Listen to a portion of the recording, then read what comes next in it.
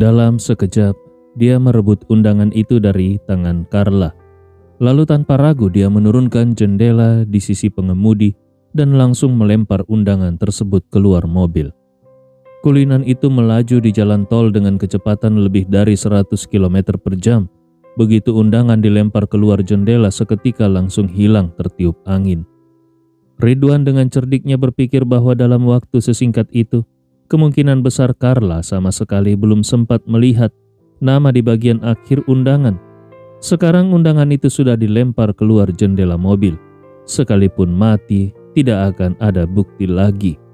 Saat itu juga Carla akhirnya sadar dari kekacauan tadi. Begitu melihat undangan itu sudah dibuang oleh Ridwan, dia perlahan menggeleng sambil tersenyum. Ya ampun Ridwan, kau ini lucu sekali. Hanya undangan pernikahan saja bukan?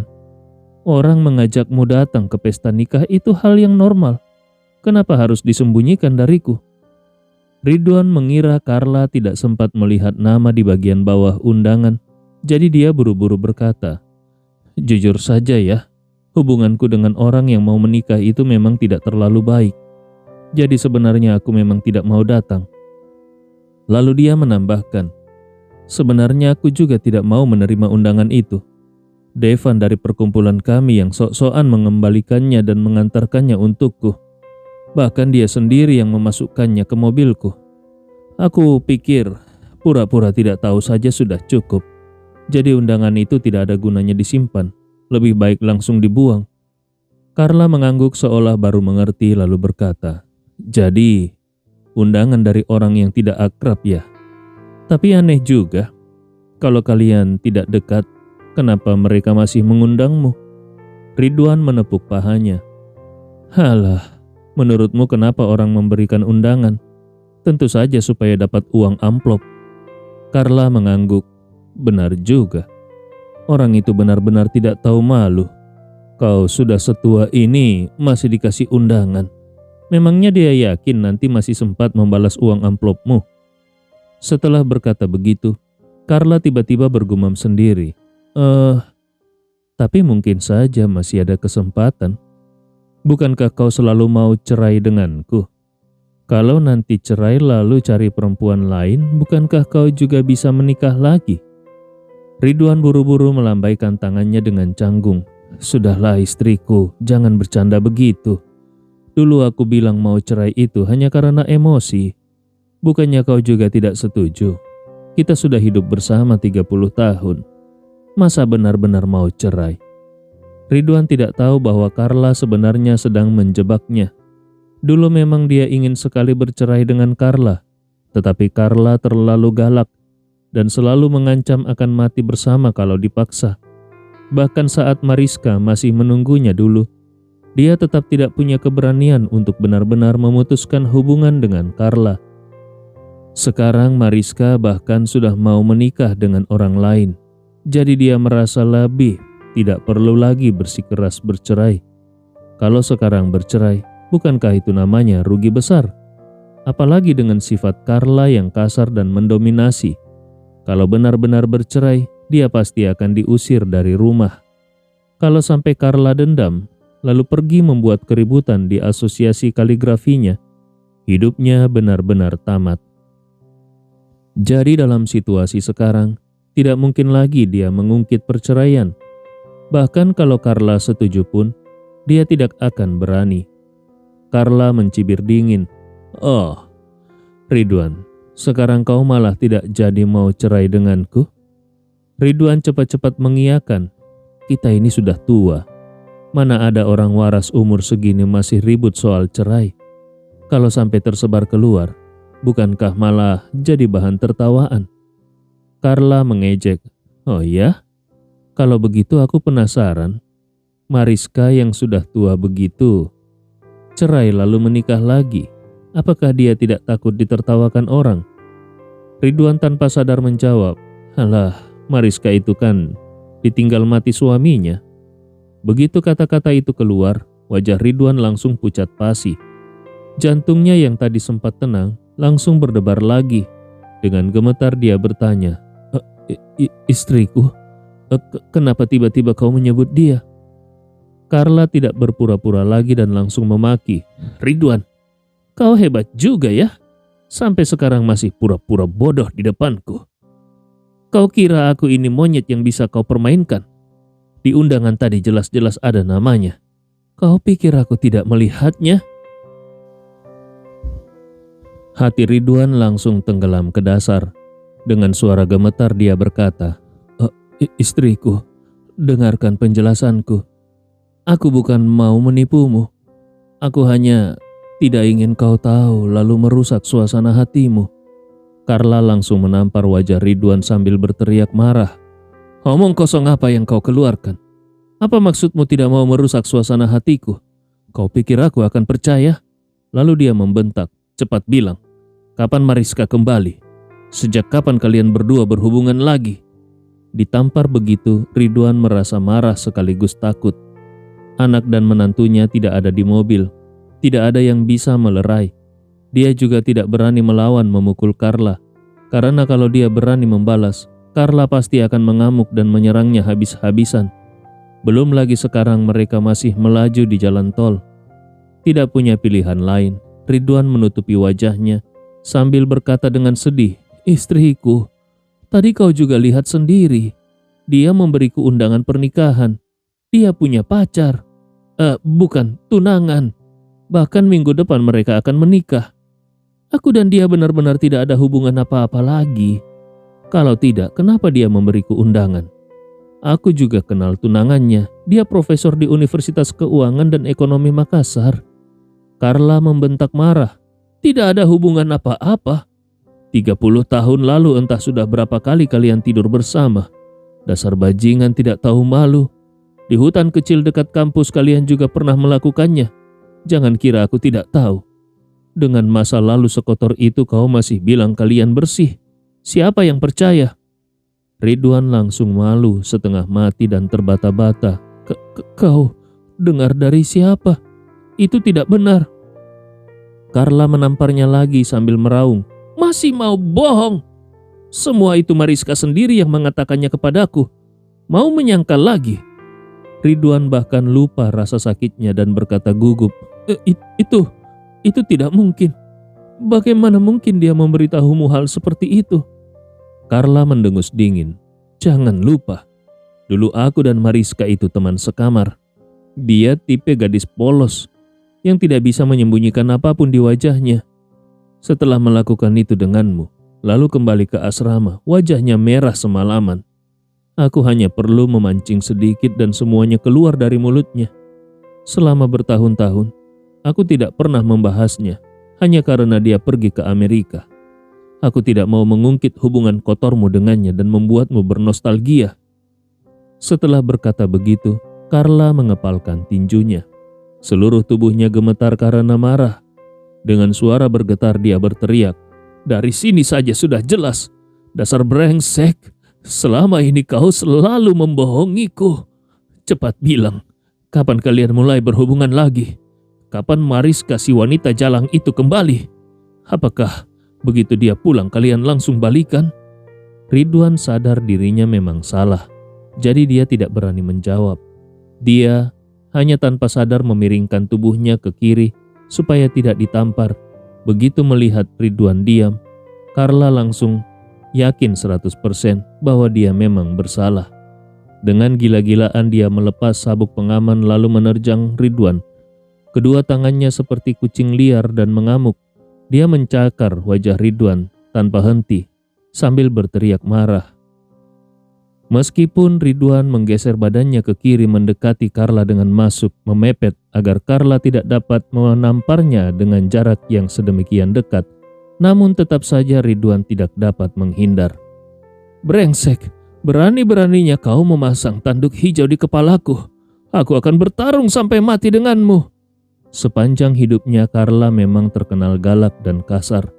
Namun di balik sikap keras itu, tersembunyi rasa rendah diri dan sensitivitas yang jauh melebihi orang biasa. Dia sangat takut dipandang rendah, terlebih lagi takut disingkirkan dan dikhianati. Dan selama bertahun-tahun, sumber rasa rendah dirinya yang paling besar adalah Mariska. Dulu saat masih sekolah, Mariska adalah sosok yang paling menonjol. Karena Carla sering dekat dengannya, tak terhitung berapa kali para lelaki sengaja mendekati Carla hanya demi mencari kesempatan mengejar Mariska. Sementara saat itu, Carla berasal dari desa dan hidup miskin, sehingga sering dipandang rendah orang lain. Di hadapan Mariska, dia selalu merasa sangat inferior. Namun, justru rasa rendah diri itulah yang menumbuhkan keinginan kuat dalam dirinya untuk menang dari Mariska. Dan menurut Carla, kemenangan terbesar dalam hidupnya adalah berhasil merebut Ridwan dari sisi Mariska. Awalnya Carla bisa menghadapi Mariska dengan posisi sebagai pemenang. Tetapi setelah menikah dengan Ridwan, Nyonya Tama berkali-kali menggunakan Mariska untuk menyindir dan merendahkannya. Nyonya Tama mengatakan Carla hanyalah wanita licik yang mengandalkan tubuh untuk naik status, bahkan menyebut dirinya tidak sebanding dengan kuku kaki Mariska. Nyonya Tama juga mengatakan Carla telah menghancurkan hidup Ridwan. Bertahun-tahun hinaan itu menumpuk, hingga Mariska berubah menjadi luka sensitif yang tidak bisa disentuh dalam hati Carla. Kini ketika dia menyadari bahwa Mariska yang telah tinggal di Amerika selama 30 tahun ternyata diam-diam kembali ke Makassar tanpa sepengetahuannya, rasa sensitif di dalam dirinya langsung tertusuk keras. Perasaan rendah diri yang selama ini terpendam membuat emosinya meledak seketika. Yang lebih tidak bisa diterimanya adalah kenyataan bahwa suaminya ternyata sudah lama tahu Mariska kembali, tetapi terus menyembunyikannya darinya. Maka dia pun benar-benar meledak. Bahkan di tengah jalan tol, dia sama sekali tidak mempedulikan akibatnya. Kedua tangannya menghantam tanpa aturan seperti petinju jalanan, membabi buta memukul Ridwan yang sedang mengemudi di bagian kanan mobil. Ridwan sama sekali tak menyangka Carla akan menyerangnya di jalan tol. Demi menghindari kecelakaan, dia langsung menginjak rem dan menghentikan mobil di jalur cepat. Lalu buru-buru menghindari serangan Carla sambil berteriak, "Sayang, jangan impulsif, ini di jalan tol. Apakah kau sudah tidak mau hidup lagi?" Carla yang sudah kalap menggertakkan gigi dan berkata, Hidup apanya? Kau sudah main belakang sama Mariska. Buat apa lagi aku hidup? Kita berdua mati saja sekalian. Biar mobil lain menabrak kita sampai mati." Barulah pada saat itu Ridwan sadar bahwa ancaman Carla yang sering berkata ingin mati bersama dirinya ternyata bukan sekedar omong kosong. Dia buru-buru memohon, "Aduh, istriku. Aku benar-benar tidak ada hubungan apa-apa dengannya." Saat itu terdengar suara rem mendadak dari belakang. Sebuah sedan kecil berhenti dengan susah payah tepat di belakang mereka, lalu menyalip dari kanan dan mengerem keras di depan. Pengemudinya menurunkan kaca dan memaki, "Brengsek, kalian mau mati ya? Kenapa kalian berhenti di jalan tol?" Carla yang sedang murka langsung menurunkan kaca dan balas berteriak, "Benar, aku memang tidak mau hidup lagi. Kenapa kau malah mengerem? Kenapa tidak langsung menabrak mati kami saja? Kalau hari ini kau tidak menabrak kami sampai mati, aku yang akan membunuhmu." Pengemudi itu langsung tercengang. Dia belum pernah bertemu orang segila ini. Dengan gugup dia berkata, Aku menabrak Rolls Royce-mu. Kau belum tentu mati, tapi aku pasti mati." Carla langsung membalas, "Bagus, kalau begitu kita tukar saja. Kau pakai mobil ini untuk menabrak kami. Atau kami berdiri di depan mobilmu biar kau tabrak sekalian. Aku sudah muak hidup. Kalau kau berani kabur, akan kucatat nomor platmu. Nanti kujual mobil ini dan kupakai uangnya untuk menyewa orang membunuhmu." Pengemudi itu memang sudah banyak pengalaman merantau di berbagai tempat, tetapi belum pernah bertemu karakter seganas Carla. Tangannya sampai gemetar memegang setir. Dia buru-buru menyatukan kedua tangan sambil meminta maaf. Maafkan aku, Bu. Aku salah. Kau naik Rolls Royce. Aku hanya Honda Civic. Emblem merah di mobil ini juga beli di pasar loak. Kau tidak perlu turun level ribut sama orang sepertiku. Aku masih punya orang tua dan anak di rumah. Aku benar-benar tidak sanggup mencari masalah sama orang kaya sepertimu." Melihat lawannya sudah ketakutan setengah mati, Carla tahu taktik berani mati miliknya kembali berhasil. Dia pun malas memperpanjang urusan dan langsung membentak, "Cepat pergi!" Pria itu seperti mendapat amnesti dan langsung tancap gas pergi. Begitu orang itu pergi, Carla langsung kembali mengalihkan targetnya kepada Ridwan. Dia menghantam dashboard dan memaki, "Ridwan, lebih baik kau jujur kepadaku. Kapan Mariska kembali?" Ridwan ketakutan dan tergagap menjelaskan, Aku benar-benar tidak tahu. Aku hanya kebetulan ketemu di Universitas Lansia tempat dia jadi dosen. Makanya aku tahu dia sudah kembali, tapi kapan tepatnya dia pulang, aku benar-benar tidak tahu." Carla membentak, "Bohong! Mariska pergi selama bertahun-tahun. Masa pulang ke Makassar tidak menghubungimu?" Ridwan dengan gugup berbohong, Aku bicara yang sebenarnya. Kami memang hanya kebetulan ketemu di Universitas Lansia. Dan aku sudah bilang dia punya pasangan. Bahkan minggu depan mau menikah. Aku benar-benar bersih dari hubungan apapun dengannya." Carla mengernyit sambil berpikir keras. Beberapa saat kemudian matanya tiba-tiba membelalak, seperti menemukan jawabannya. Dia menunjuk Ridwan dan berkata marah, "Aku tahu sekarang, selama bertahun-tahun ini, kau hanya 2 kali serius minta cerai. Pertama waktu aku kalah habis main kartu, dan kedua waktu aku ditangkap karena MLM." Dia melanjutkan dengan nada dingin, "Masalah judi memang salahku. Tapi waktu kasus MLM itu, aku menderita setengah mati di tahanan. Begitu keluar kau langsung mau cerai. Dan sejak itu kita tidur terpisah. Kita bahkan tidak pernah lagi berhubungan sebagai suami istri." Setelah berkata sampai sini, Carla menatap tajam. "Jawab jujur. Apakah Mariska kembali justru saat aku ditangkap?" Tubuh Ridwan langsung bermandikan keringat dingin. Di momen itu, dia bahkan merasa tidak mengenal perempuan di hadapannya.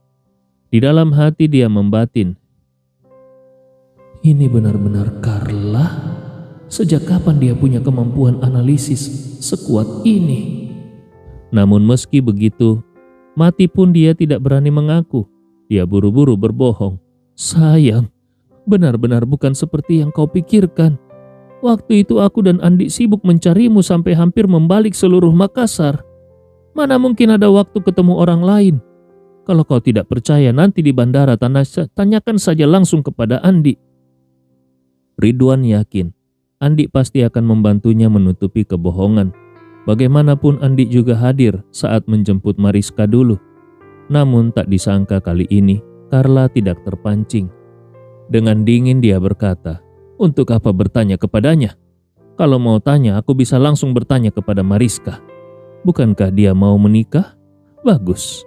Hari pernikahannya nanti aku sendiri yang akan datang dan bertanya kenapa dia berani menggoda suami Carla." Wajah Ridwan langsung pucat pasi. Kalau Carla benar-benar membuat keributan di pesta pernikahan Mariska dan Halim Adiba, sementara anak Mariska serta teman-teman lama mereka juga hadir, bukankah semuanya akan terbongkar? Dan jika Carla benar-benar mengacaukan pesta itu, maka dirinya tidak akan punya muka lagi untuk hidup di Makassar. Tidak bisa tinggal di Makassar, di rumah pun tidak akan diterima. Bukankah itu berarti jalan hidupnya benar-benar habis? Dengan panik, Ridwan hanya bisa memohon, "Sayang, percayalah. Coba pikir sederhana saja. Dia sudah mau menikah. Mana mungkin aku masih ada hubungan dengannya. Dari situ saja harusnya kau tahu aku bersih." Mariska membentak. Kalau Mariska memang kembali waktu aku ditangkap, berarti sudah lewat waktu yang sangat lama.